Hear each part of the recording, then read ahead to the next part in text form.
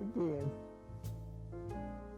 about the end of June, right at the end of World War II, when, as a member of the only WAC reinforcement company on the continent, we arrived at a beautiful white chateau on the bank of the Aisne River, about half an hour from Paris.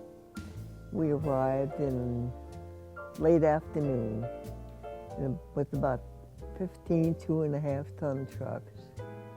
And as I dismounted from the cabin, I heard my name called, and there was a good-looking infantry officer, first lieutenant, standing there, and he said, "Are you the supply officer?" And I said, "Yes."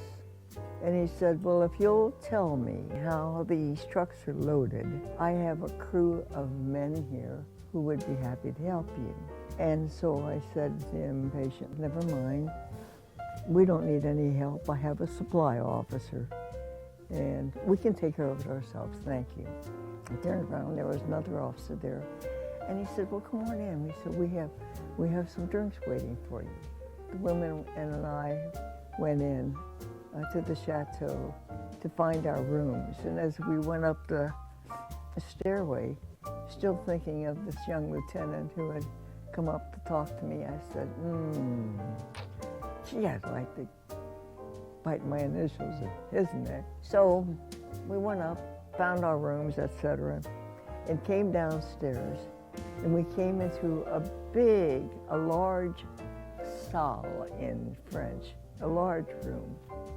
And looking across the room, I saw this young lieutenant that I'd been talking to outside, standing over, leaning against the piano, and smiling at me across the room. And so I started to walk toward him, and that's how we met. And so after dinner, we met again, and we went outside and talked. And finally, he went his way and I went mine up to our room. And the next morning, I got up very early, being the supply officer. I knew I had to get to work, and came downstairs. And as I got to the dining room, and of all things, Joe Hornak came in, the same young officer I'd met the night before. We spent evenings together and talking and talking and talking.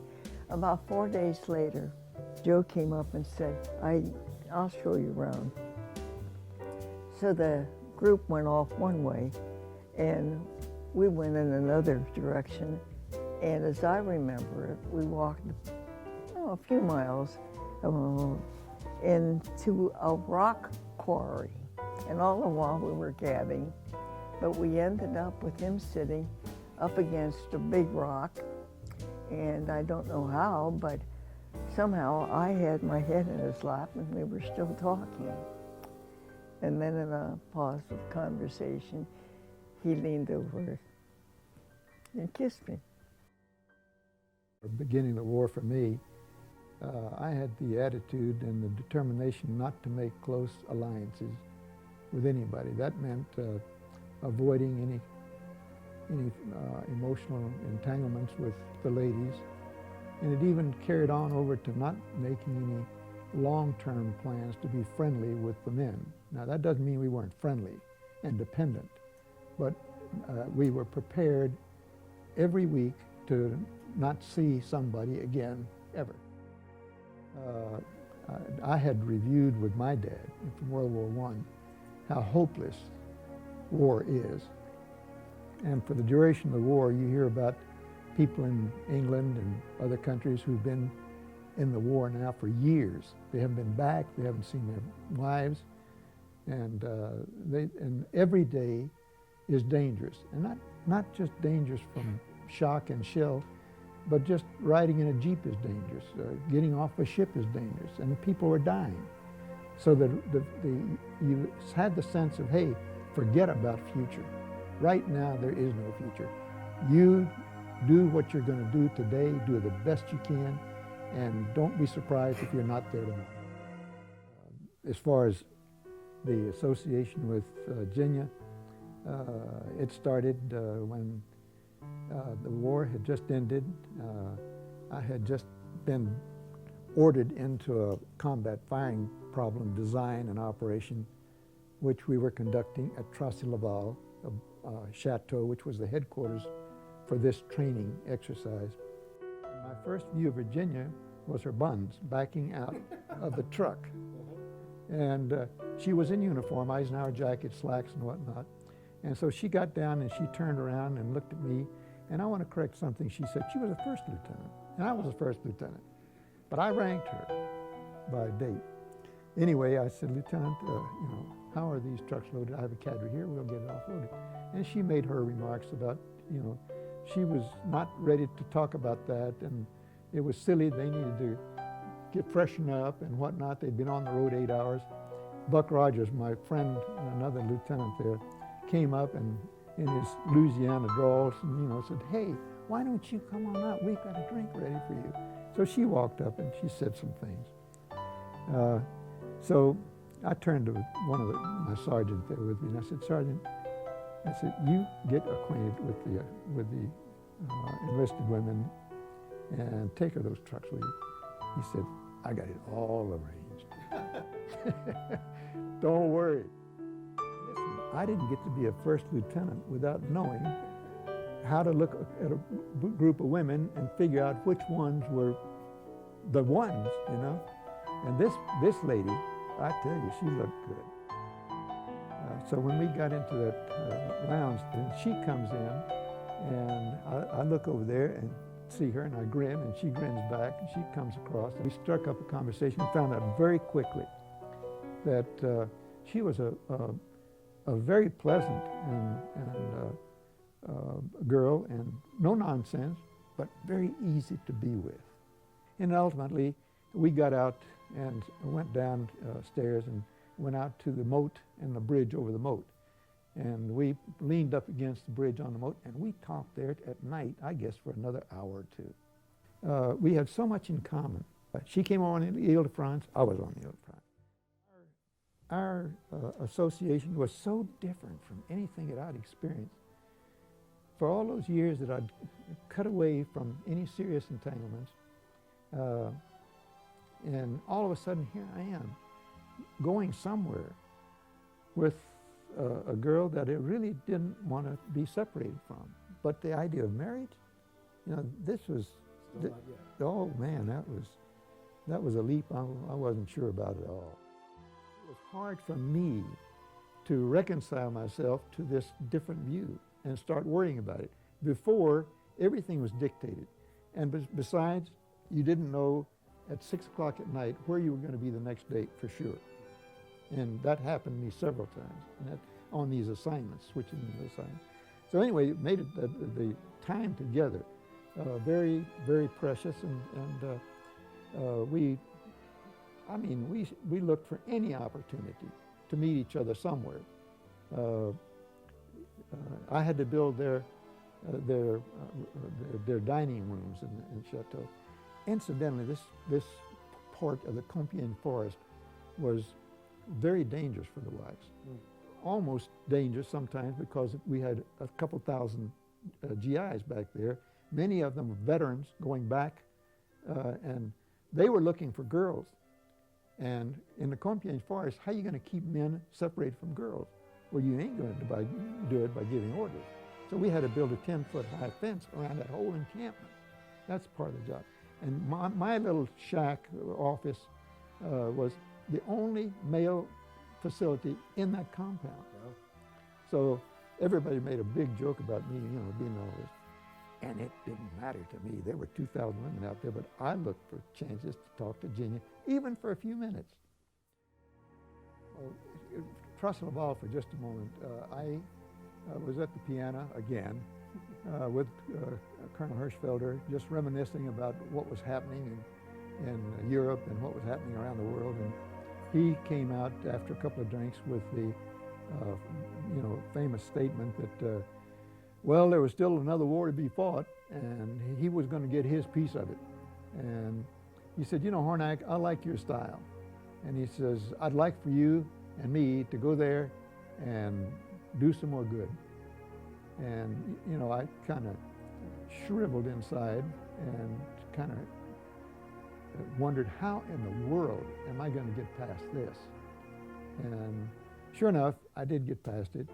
And we went down to Schwarzebach and celebrated VJ Day in a big pasture alongside of the chateau there, because they had gotten a band to play on a bandstand there. The Wax had done this, and they were playing Sentimental Journey, and everything was very emotional. And I might add, that pasture was surprisingly large. You'll understand when I tell you that the Air Force nearby decided that they'd like to have a party with about 28 of the Wax. So they talked to Captain Pace, and she agreed that they could go to this party. Believe it or not, they landed a DC-3 on that pasture, picked up 28 women, turned around, and took off. I nearly died. And then they brought them back in the moonlight. They landed in the moonlight. What a thing to do. All this time, things are happening. Mom is going to Berlin and whatnot. I make arrangements to go to Berlin to get interviewed. And then we have a dinner together on Christmas, where we sit here at this dinner table, and for about 2 hours, we kind of drifted into an agreement that we were going to get married. We celebrated at that table with some champagne that her ex-boyfriend gave us. Because he was the supply officer for the whole battalion, we had to work together because I was the supply officer for the company. So about a week after we were in the chateau, the powers that be decided that this was not a place they were going to bring all of the women outgoing from the continent and those coming in, and that this was not a good place. And so they moved us about a half hour away into the outskirts of the little town of Compiègne, which was famous because it was where the armistice from World War I had been settled. And we moved into another, off this country road, up a driveway, into another beautiful chateau, Schwarzebach. And about 100 yards away from the chateau, there was a small, almost shack, a small building. And of all things, that was the office of Joe Hornak, the battalion supply officer. And my office, as I said, about 100 feet away in the basement of this beautiful chateau. We had a business relationship, and without his help, I could not have done my duty, because he knew more about the Army in Europe than I did. And about 4 days after we arrived, I had to take a WAC driver and drive from the Chateau Schwarzebach into the city of Paris, find the supply office for the wax, and bring back a lot of uniforms and shoes and socks and everything. And Joe was very helpful in everything. In fact, he came into the chateau and he outfitted my office with what was called a sound power telephone, so that the only two people who could talk on it was his phone in his office in that little building close by in my office. So we were in constant contact, and that was how it all began. I think I must have been an early feminist, because I felt so strongly that it was not fair that only the men had to go. It was my generation. It was the young men who graduated from high school with me, who went to the University of Cincinnati with me. All of the fellows I dated, they had to go. If they had to go, it wasn't just I had to go where the men were, but I had to go because our country was at war. During that VJ day was very significant to me because I woke up in the morning still tainted with the war, the remnants of the war, and what happens next. And then they announced VJ Day, and it's my birthday, and we're together.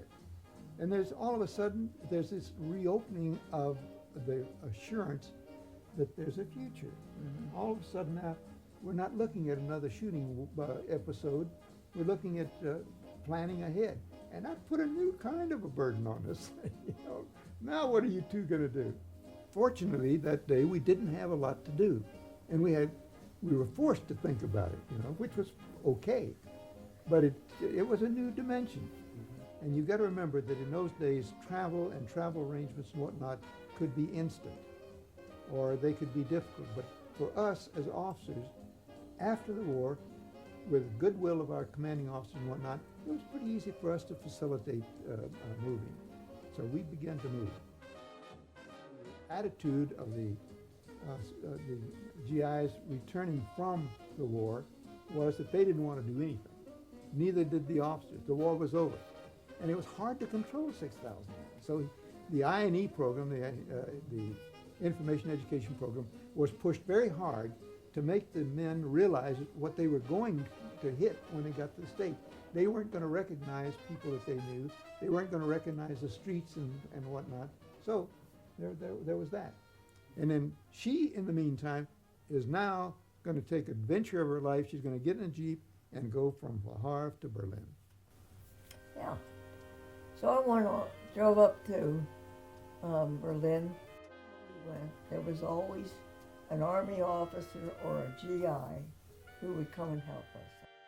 And once I got to Munich and we wanted to spend time together, I remember batting my eyelashes and asking for 3 days leave to spend Christmas in Frankfurt. And Joe had gone to an information and education course in Versailles. You remember that? And I managed to get a Jeep. And when he came in from Versailles with the troops, I was at the station, and all the whistles and the hoots and the hollers seeing an American girl in an Army uniform. It was funny. But anyway, we had a chance to be together, but as his train stopped, jerked to a stop, his head hit a railing in the train. Boxcar. In the boxcar. So when he came running up to me, his face was dirty and it was clean and bloody on the temple where he had been injured. So we took him back to my officer's quarters, and he was able to take a hot bath for the first time in several days and took care of the wound. Anyway, so we had this long conversation, and more we began to talk about possibility of being together. That was when you took the trip to Berlin, wasn't it? We both made trips to Berlin. We made trips to Munich, to Bamberg. Yeah. And all this time, with your professional personnel abilities and whatnot, you were maneuvering us into a marriage date, and you started making arrangements with General Muller about a chapel and an affair and whatnot. So things began to roll. When you were talking about getting married, and it looked like it would be a couple of months that we tried to find a date when that would be easy for both of us as far as our stations were concerned. And we decided on the spring, and I decided that I wanted to be married on the 25th of the month because 25 was a date that ran through my family's history. Both my father's birthday, my sister's birthday, and my birthday being on the 25th. And that was why we chose May the 25th. Had to get permission to get married in the military service. They did that to make sure that GIs didn't get married on the spur of the moment, you know, Monday night and so on. But her commanding general and my commanding officer were so aware of who we were and what we were, they waived the waiting period. And that's how we got to do it on the 25th. Otherwise, we would have had to wait longer. We're good guys. I made arrangements to get a Jeep. And so on the morning of the wedding, I remember that because he was staying in the bedroom in the same building that I was, he came in while I was combing my hair, and I put my hair up in a knot, and I was really shaking. And he calmed me down. The morning of our wedding, I put on olive drab trousers and jacket, an Eisenhower jacket, and went into downtown Munich to be married by a German justice of the peace. But it was hilarious because they had the equivalent of a jukebox, but this was a German jukebox and playing German music. And somehow it was all so funny that I began to giggle. And boom, we were married. It didn't feel like any ceremony at all. Now we were in a line. We were in a line with about 25 German couples, and here we are in uniform, all decked out, you know. And all these other couples, they paid no attention to us. They were very intent on getting married. But we came back to headquarters then, and changed clothes, and put on our dress uniforms. That is a deep green Eisenhower jacket and gray trousers. And I put on a gray skirt and an Eisenhower jacket that I had tailor-made. But it was a very nice wedding because I had this friend playing the organ, and she played the wedding march, and my boss, Major Baca, walked me down the aisle, and we had practiced that, but when we walked in, we had practiced it as just walking down the aisle. But when I heard the wedding march, I just automatically went into the hesitation step, you know. And poor Major Baca stumbled slightly and looked down at my feet as he got in time with me. But I just had my head held high. So we marched down to the altar, and the chaplain read the marriage ceremony. And what was hilarious, though, that when they got to you may kiss the bride, I cannot pronounce your man wife, and you may kiss the bride. And Joe turned around, instead of giving me the traditional peck that the groom does and they walk away, he grabbed me and wrapped his arms around me, and he didn't let go.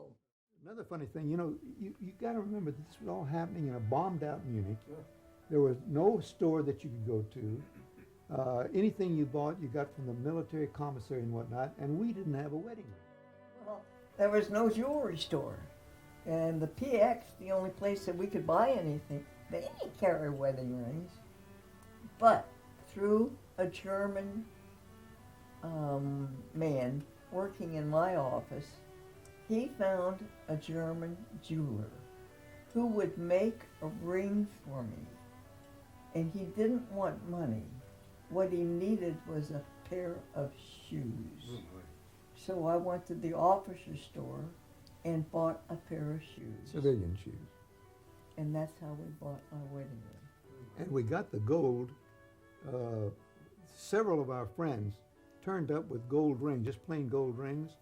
And whose gold did we actually put in there? Was it the earrings that you got from somebody, or the gold ring? It was somebody's ring. Yeah, we got a gold ring and gave it to him, and he flattened it and shaped it and made a wedding ring out of it. We went downstairs and got into to the limousine to go to luncheon at the Officers Club in downtown Munich. And then we went down to the Haus der Deutschen Kunst, House of German Art. a House of German Art. And we had a mess hall, a dining room in there for officers. And by the good graces of our general, General Muller, he gave us the luncheon. He hosted us for the luncheon. And we have pictures of him sitting next to me at the lunch table and Joe sitting next to me on the other side. Not only did we have a wedding cake, but we had something called the ice bomb, which was a beautiful ice cream and ice creation. And we helped to serve that. As only the military can do it, he made it an all-out affair. And the food was excellent, the company was excellent, the drinks were good, and it was just a wonderful send-off.